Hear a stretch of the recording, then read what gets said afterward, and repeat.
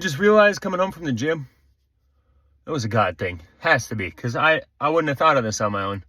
You know how, like, when someone might have told you were no good, or you weren't good enough, or you're probably not going to get the job, something negative, right? Or you can't get to the muscle or weight you want or whatever. And when you don't even think about it anymore, but now when someone's like, oh, you can do it, or I'm proud of you, or whatever, you fight to stay in the old. You fight basically for that negative thought. Like, you're like, no, I can't do that. I think that's what the Bible says when it says, be transformed by renewing your mind. You've rehearsed that crap in your head so much that you believe it enough to fight for it, even though you don't like it necessarily, right?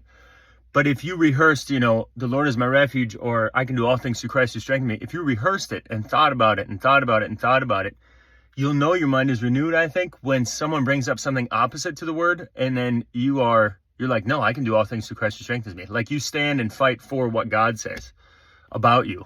Does that make sense? It makes sense to me. And it's a simple thought, but man, I was like, thank God I'm parked. Jeez, I would have had to pull over. Like, that's a crazy thought, because we know the Bible, and you know verses and stuff, but then you're like, well, these verses aren't really true in my life. Well, do you know it enough that you believe it on your insides? Like, you wake up and it's just a part of you. I ain't there, but I want to be.